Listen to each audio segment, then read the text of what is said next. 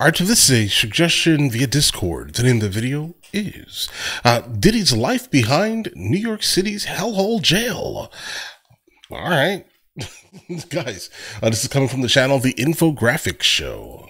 Sean Combs, aka P. Diddy, or should we say inmate 37452-054, is facing a living nightmare at New York's Metropolitan Detention Center in Brooklyn, New York. A jail described as hell on earth. Right. Violence, drug use, threats to life, and shared showers. No, we're not talking about Diddy's freak-offs.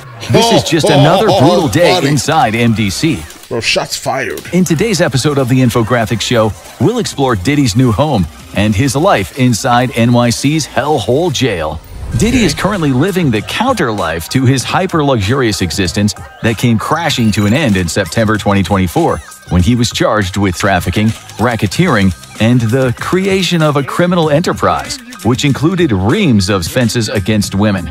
Diddy rapped his way into stardom in the 90s, eventually racking up a net worth of around $1 billion through music, fashion, restaurants, vodka, and TV. In his prime, he held so-called white parties where a who's who of fame and fortune had the opportunity to snort rails from the tanned bodies of call girls.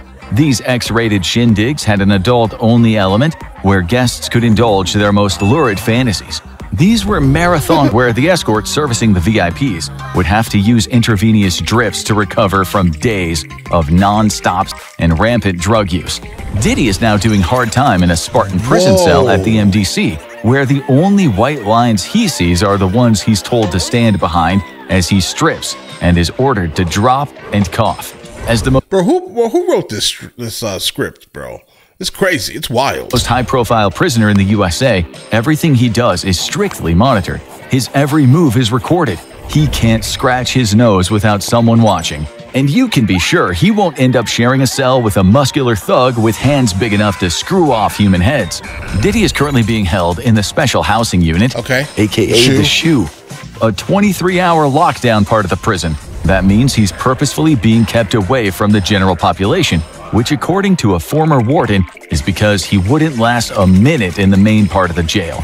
Not only is he charged with crime. Yeah, bro, they would go after him immediately. Yeah, like all of the things that they've heard, yeah, they'd go after him immediately. It's not even pretty much based off of the allegations, all right? Also his money.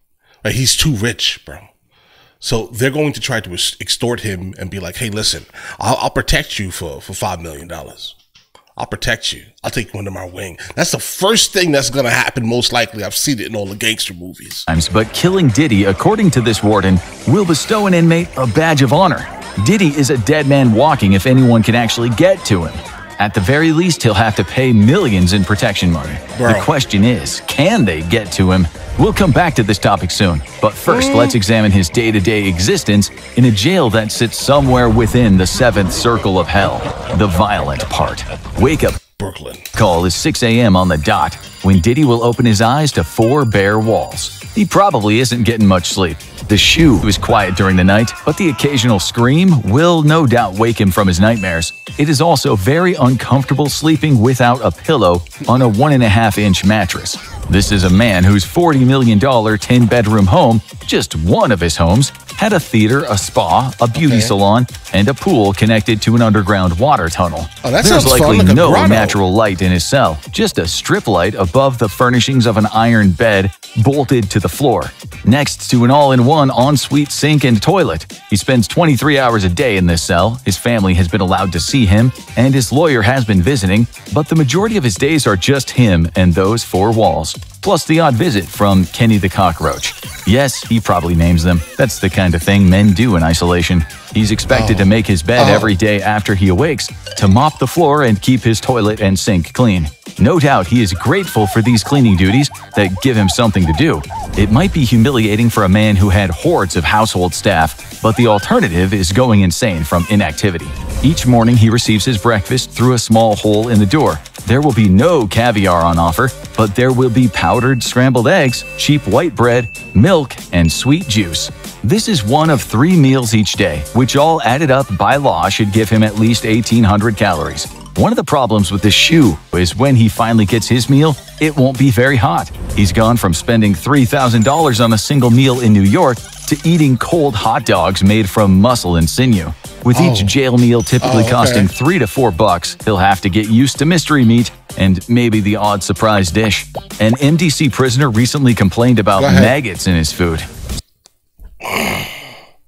I mean, I get it, don't go to jail, but like that just feels crazy. Still, Diddy has plenty of cash, and he has access to the commissary, where he can buy candy, coffee, tea, and other food treats, and likely clothes or a radio.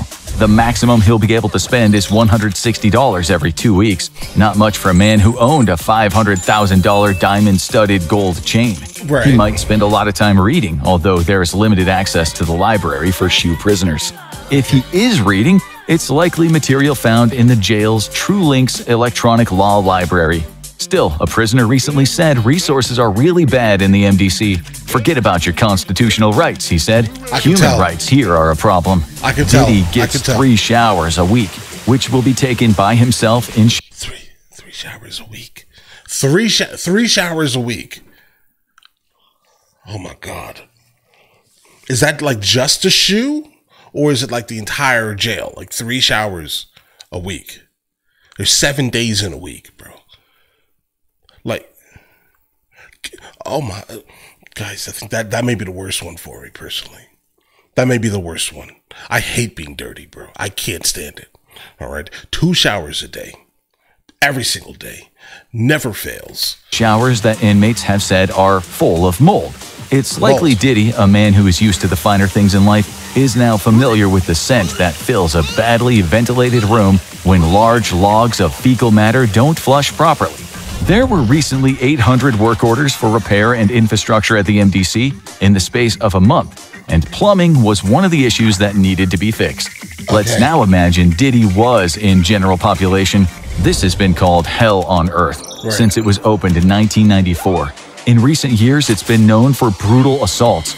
Reports say prisoners receive inadequate supervision and insufficient medical care. An inmate reported people get stabbed at least a couple of times a week in a jail where inmates have homemade knives that are 6 to 9 inches long. Not long ago, an inmate was stabbed multiple times. Instead of receiving medical care, he got a 25-day lockdown.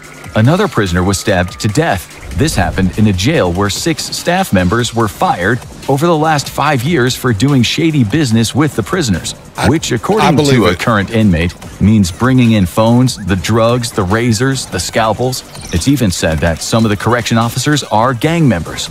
It's so incredibly violent in the MDC that judges have been reluctant to send men there. Still, they don't have many options since the Metropolitan Correctional Center was shut down, mostly because of what happened to Jeffrey Epstein.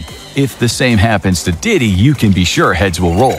So, is he completely safe? It depends. Just before we started making this video, it was reported he'd left his total isolation and was shacked up in a dorm with the former crypto king Sam Bankman-Fried. But this is just a rumor. It's hard to know because the Bureau of Prisons says it does not provide information about conditions of confinement, and it definitely won't talk about security.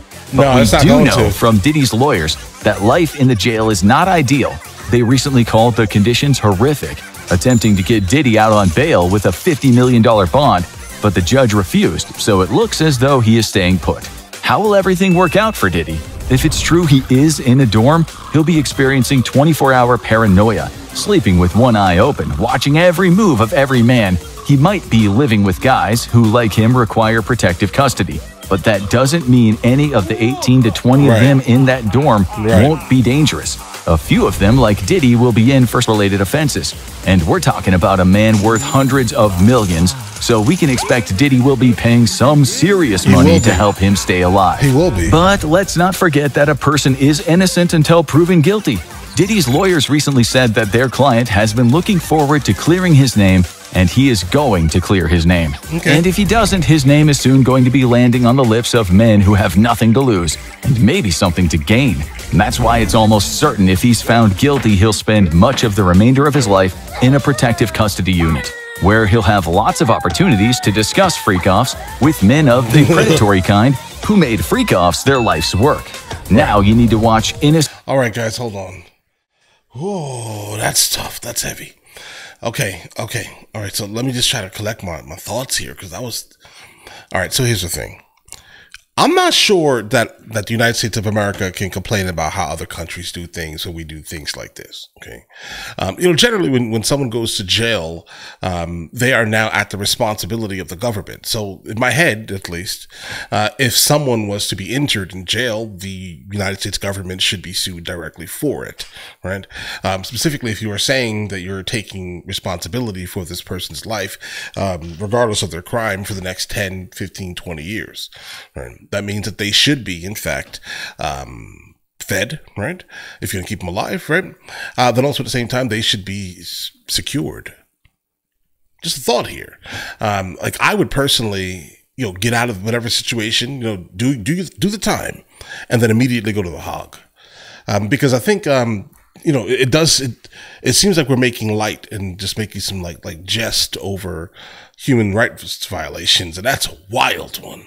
And we complain about other countries and their human rights violations while not looking inward, at least. Okay, like I understand Diddy, whatever. If you did this, bro, do you deserve this? If you didn't do it, then you don't deserve this. Okay, sue the pants off of the jail, basically. But I do think that, though, seriously, though, everything that was just spoken about seems like human rights violations. And that's crazy. That's crazy. Because we definitely make serious complaints. We make serious complaints internationally about other countries and the way they treat their citizens. But all right. I may be looking at this terribly, but also at the same time, I think, only giving someone access to a shower 3 times a week is absolutely despicable. That is diabolically nasty. Okay. Like imagine what that place smells like. Okay.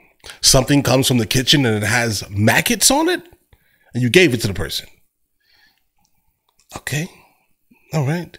Like I understand these are criminals, bro. But you're taking responsibility to house and protect them until it's time for them to be released. Like we signed things for this. So it's definitely confusing how we're just making light of human rights violations publicly now. But either way, guys, whoa. Okay.